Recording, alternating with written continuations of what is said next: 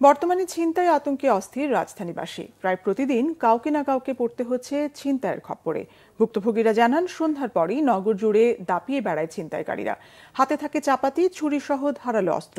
পুলিশের পরিসংখ্যানেও বাড়ছে ছিনতাইয়ের সংখ্যা। গঠন করা হয়েছে ছিনতাই প্রতিরোধ টিম।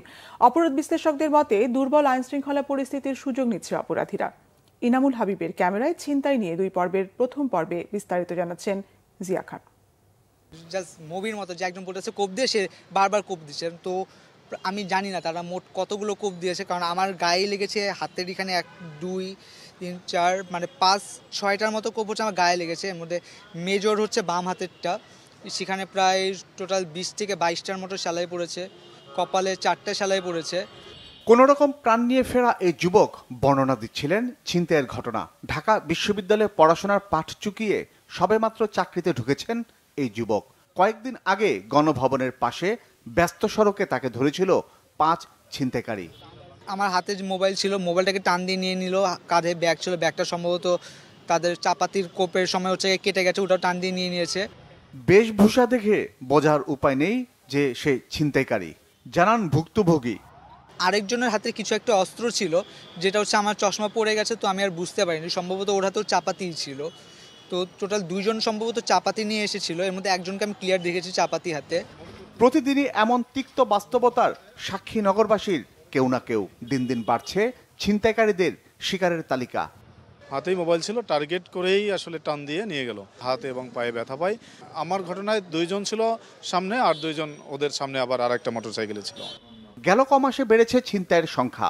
সরল স্বীকারোক্তি পুলিশের, জানালেন ব্যবস্থা নেয়ার কথাও।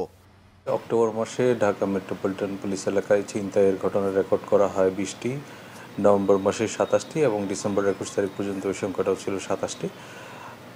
এটা হালকা বেড়েছে ওই হিসাব করে বলা যায়। প্রত্যেক থানা এলাকায় ছিনতাই প্রতিরোধ করার জন্য বিশেষ টিম গঠন করা হয়েছে। প্রত্যেকটা ফাঁড়িকে কার্যকর করা হয়েছে। থানা পুলিশের এবং যে ইউনিফর্ম পুলিশের পাশাপাশি ডিটেকটিভ ব্রাঞ্চ, ডিবির লোকজন ছিনতাই প্রতিরোধের জন্য তারা মাঠে কাজ করছে। ছিনতাইয়ের ঘটনা বৃদ্ধির পেছনে কয়েকটি কারণকে চিহ্নিত করেছেন এই অপরাধ বিশ্লেষক।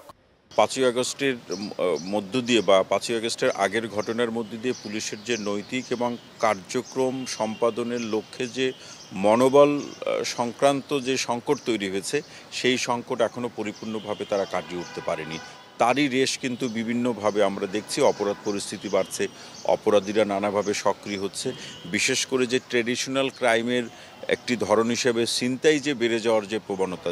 ছিনতাইকারীদের দৌরাত্ম্য বন্ধে আইনশৃঙ্খলা বাহিনীর পাশাপাশি সাধারণ মানুষের সহযোগিতাও খুব জরুরি, অভিমত সংশ্লিষ্টদের। জিয়া খান, বাংলা ভিশন, ঢাকা।